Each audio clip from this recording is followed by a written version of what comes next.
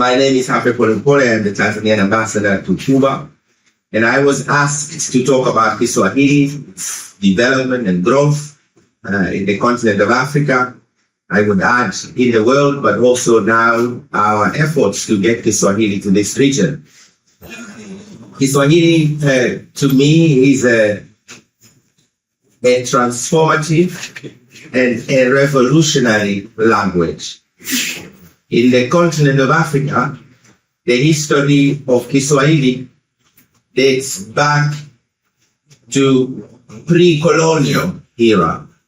And it has origins in the Bantu people, but the beauty and richness of Kiswahili, it has incorporated other societies and peoples of the world. So the Bantus are from Africa, the very Central Africa to East Africa, also extending to Southern Africa.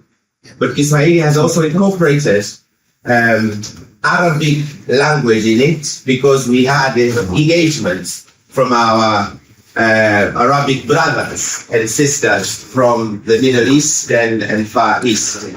So within Kiswahili, you have the taste of Arabic. So if I say shukran, shukran is in Kiswahili, but also shukran is Arabic. Later, the Portuguese came, and also they brought in influence. Now here I'm talking about the linguistic influence. I will leave aside the negative colonial influence. So Kiswahili has also a taste and has engagements of Portuguese in it, some words in there. The Spaniards as well. We also have some elements of Spanish within Kiswahili. Bandera and bendera are the same words in Kiswahili and English. In Kiswahili and Spanish, mesa and mesa, very same. And if you say como in Spanish and Kiswahili, cama, so the only A there in O is different, but cama and como are the very same within these two languages. So Kiswahili has brought in different languages, but also cultures. The Islam influence in the African continent brought in also a huge contribution within the Kiswahili language growth and development. Christianity también has a contribution within the Kiswahili language, to mention those two for a start. So in Africa, Kiswahili is the first language for some countries, but also it is a second language for some countries.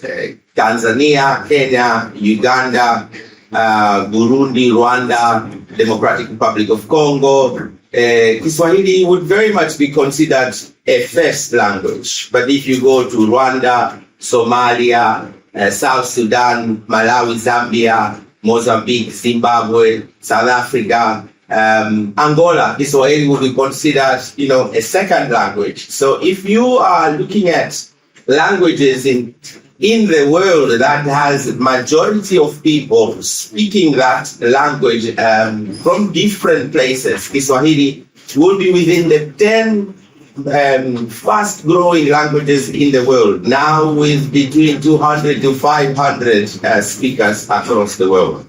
In Africa, one thing that our leaders have done, which we commend them very much, is to recognize Kiswahili as one of the native languages from the continent to be the official language of the African Union. This is, for the first time, a huge, noble decision that our leaders have done, among other things that they do, because before, the languages of the African Union were basically what I would call colonial languages. English, the one that I'm using, French, Spanish, Portuguese. Arabic is also from us, from Africa as well, so I will take that one out. So the introduction of Kiswahili as the sixth official language of the African Union is a commendable act within the continent, but also it shows that the African countries are coming together to recognize cultural features that brings and binds us together as the peoples of Africa. But post-colonial and during the struggle to get colonialism out of Africa, Kiswahili had a huge role to play. And I would fast forward during the liberation movements of the African countries where their struggle, Kiswahili had a position. I have my brother, and I'd like to recognize the ambassador of Zimbabwe to Cuba, my brother Chikawa, who also is a good learner of Kiswahili. Most of the liberation fighters and leaders who trained in Tanzania, the training that was conducted in Tanzania was conducted in Kiswahili. So those ones who came from Zimbabwe, from Mozambique, from South Africa, and other countries, they were trained in Kiswahili. Then now it has grown so fast, so far, and we are working at the moment to make sure that Kiswahili receives its deserving status at the United Nations.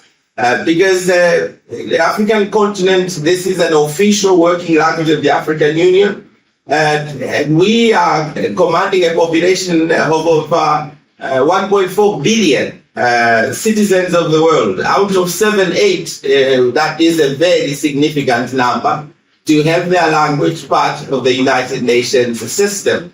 So now that is our struggle, and we are working very much with all brothers and sisters of the world to make sure that Kiswahili becomes the 7th language of the United Nations. But Kiswahili for us is three things. One, Kiswahili is a language. Kiswahili is a culture. There's a cultural element of Kiswahili, the way we speak, the way we dress, the way we walk, the way we interact with people. Very humble people, very welcoming people.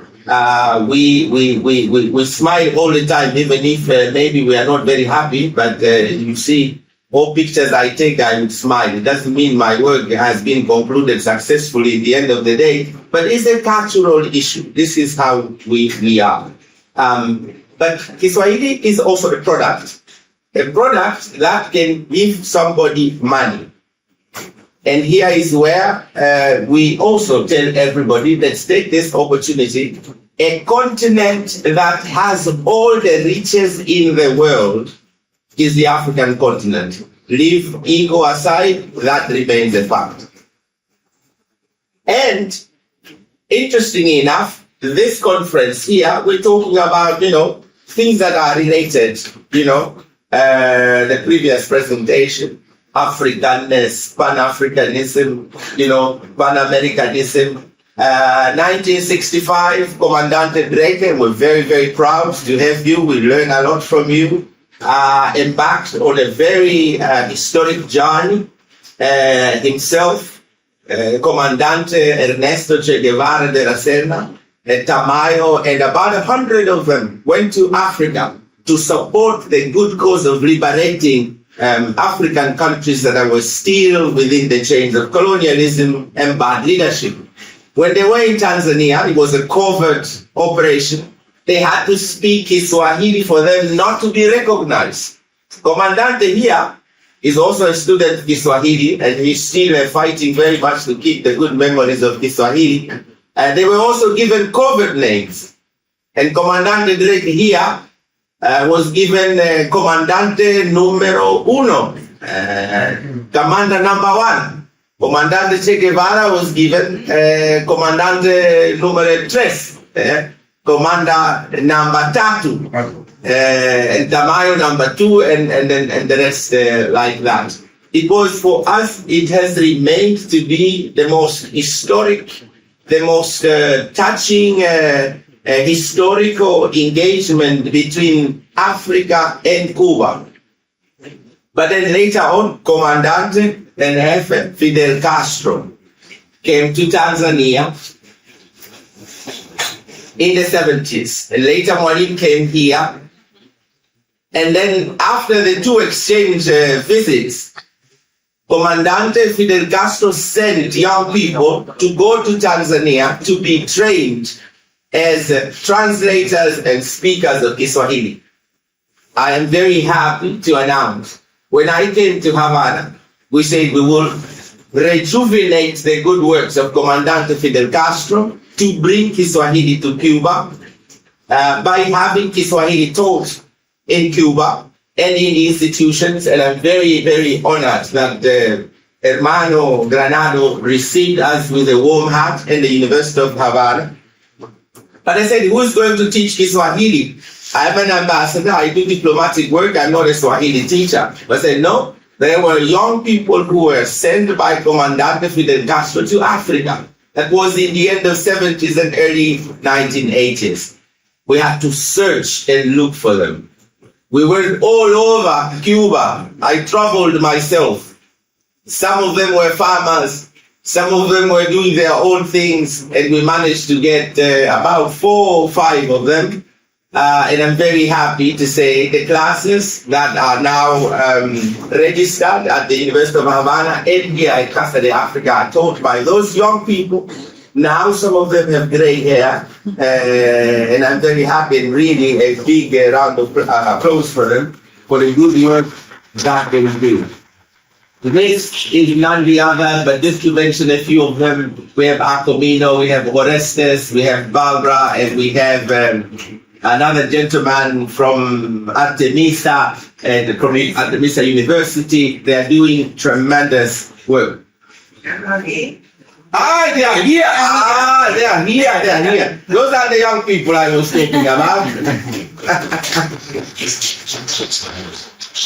But they have moved forward to make the Kiswahili spread in this region easy. So for about a month or so, from October, November, December, they had a month or so there. They worked with their colleagues from the University of Dar es Salaam and University of Havana. They have written a concise dictionary of Spanish and Kiswahili. The first one to be written by institutions, university to university.